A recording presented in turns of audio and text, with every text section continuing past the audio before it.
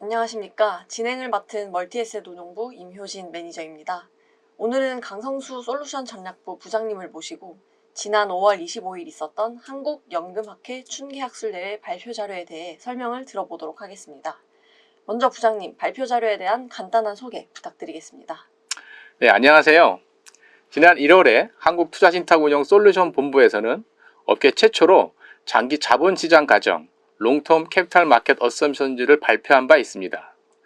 장기 자본시장 가정은 줄여서 LTCMA라고도 부르고 있는데 이번 연금학회 춘계학술대회 자유발표 세션에서 이 LTCMA의 주요 내용과 타겟 데이트 펀드 설계에 응용한 사례를 발표하였습니다. 먼저 LTCMA에 대해 언급을 하셨는데 LTCMA란 무엇인지 설명 부탁드립니다. 네, LTCMA는 1950년 해리 마코비치에 의해 제안된 포트폴리오 옵티미제이션과 관련이 있습니다. 포트폴리오 옵티미제이션을 위해서는 입력 파라미터로 자산군별 기대수익률 및 위험, 자산군 간 상관계수가 필요합니다. LTCMA는 이 입력 파라미터들을 결정하는 과정을 의미합니다. 이때 롱텀이라는 수식어가 붙어 있는데 이는 LTCMA에서 산출된 파라미터들이 10년 이상의 장기 투자를 위한 최적 포트폴리오 구성에 쓰인다는 뜻입니다. 아, 그렇군요. 그럼 2023년 LTCMA의 특징을 간단히 말씀해 주세요. 네, 한마디로 요약하면 크로스 매칭입니다. 즉 원화 투자자 입장에서는 최적의 포트폴리오를 구축하기 위해 자산 배분 원칙으로 위험 자산은 환노출한 글로벌 주식에 투자하고 안전 자산은 국내 채권에 투자하라는 것입니다. 위험 자산의 투자 지역과 안전 자산의 투자 지역이 다르다는 의미에서 크로스라는 키워드를 사용해 봤습니다.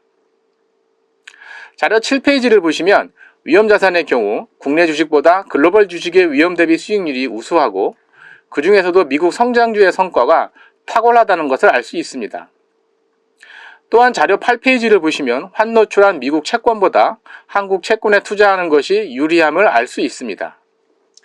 네, 원화 투자자를 위한 최적 자산 배분의 원칙이 크로스 매칭이라고 강조를 해주셨는데요. 9페이지를 보시면 다양한 자산군 간 상관관계 측면에서도 크로스 매칭이 유리하다고 하셨습니다. 이에 대한 설명도 부탁드리겠습니다. 네, 9페이지에서 보시는 표는 환노출한 글로벌 주식과 한국 채권 간의 상관계수에서 환해지한 글로벌 주식과 한국 채권 간의 상관계수의 차를 나타내고 있습니다. 이 값이 모두 마이너스를 나타내고 있는데요. 두 자산군 간 상관관계가 낮을수록 분산 투자 효과를 크다고 볼 수 있기 때문에 이 표의 결과는 한국 채권과의 분산 투자 효과 측면에서 글로벌 주식에 투자할 때 환노출 투자를 하는 것이 환해지를 하는 것보다 유리하다는 의미입니다. 네, 부장님의 설명과 함께 자료를 보니 좀 더 이해가 쉬운 것 같습니다. 이번 자료 12페이지에서는 파라미터 추정의 안정성에 대해서도 언급을 하셨습니다. 이 부분에 대한 설명도 부탁드립니다. 네, 12페이지 자료는 파라미터 추정에 사용된 과거 데이터의 사용 기간을 달리 하더라도 자산군 간의 우열 관계는 변함이 없다는 것을 보여줍니다. 즉, 단순한 통계 분석을 통해 192개월, 307개월, 408개월 등의 기간에 적용해 보았을 때 보시는 바와 같은 리스크 리턴 프로파일을 계산할 수 있는데 특히 미국 성장주의 다른 자산 대비 우위가 유지된다는 것이 관찰되고 있습니다. LTCMA에서 강조한 미국 성장주의 우월성이 다양한 분석 기관에서 검증되고 있습니다. 네, 이번 연금학회 발표 자료가 LTCMA를 TDF 설계에 적용한 사례도 소개하고 있다고 하셨는데요. 지금부터는 이 주제로 넘어가 보겠습니다. 먼저 TDF의 가장 큰 특징은 글라이드 패스에 따라 은퇴 시점까지 남아있는 기간에 따라서 자동적으로 주식 비중을 변화시켜 준다는 것일 텐데요. 우리 회사 글라이드 패스가 가지고 있는 특징에 대해 설명 부탁드립니다. 네, 사실 다른 회사의 글라이드 패스와 저희의 글라이드 패스를 비교하는 것이 쉽지는 않습니다만 이론에 충실하게 자체적으로 글라이드 패스를 산출해 보고 이를 다른 TDF 상품의 글라이드 패스와 비교를 해보았을 때 한 가지 특징을 발견하게 되었습니다.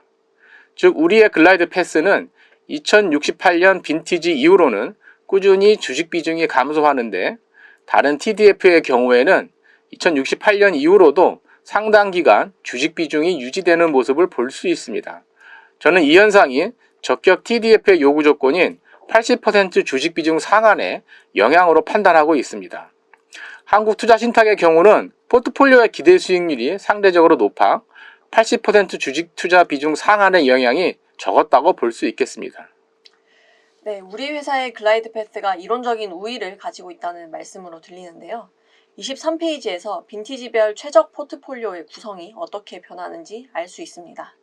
그렇다면 자체적으로 글라이드 패스를 디자인하고 최적 포트폴리오를 구성할 수 있다는 것에 또 다른 장점이 있을까요? 네, 물론 있습니다. 가장 큰 장점은 커스터마이즈드 TDF 설계가 가능하다는 것입니다. 즉 현재 우리가 운영하고 있는 TDF들은 모두 불특정 다수를 대상으로 한 평균적인 TDF라고 할 수 있습니다.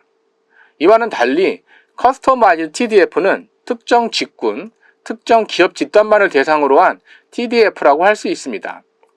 글라이드 패스 디자인에 사용된 인구 구조, 소득 분포 등의 입력 변수를 대상 집단에 국한지켜 산출된 값을 사용한다면 현재 운영 중인 TDF와는 다른 글라이드 패스와 최적 포트폴리오를 갖는 TDF가 설계될 것입니다. 네, 그렇군요. 저도 작년에 의사 집단을 대상으로 하는 글라이드 패스를 산출했던 기억이 나는데요. 매우 의미 있는 작업이었던 것 같습니다. 마지막으로 하고 싶으신 말씀 있으시면 부탁드립니다. 네, 지금까지 설명드린 LTCMA와 글라이드 패스를 바탕으로 작년 10월에 우리가 직접 운용하는 TDF를 출시한 바 있습니다. 그동안 시장의 변동성이 작지 않았음에도 불구하고 직접 운영 TDF는 우수한 성과를 보여주고 있습니다. 저는 이것이 운이 아니라 우리의 방법론이 합리적이라는 것을 방증하는 것이라고 생각합니다. 앞으로도 한국투자신탁 솔루션 본부에서 출시할 예정인 상품들에 관심을 가져주시면 감사하겠습니다. 네, 부장님 마지막 코멘트 감사합니다. 저희는 앞으로도 더 좋은 컨텐츠로 찾아뵐 것을 약속드리면서 이만 물러나겠습니다. 감사합니다. 감사합니다.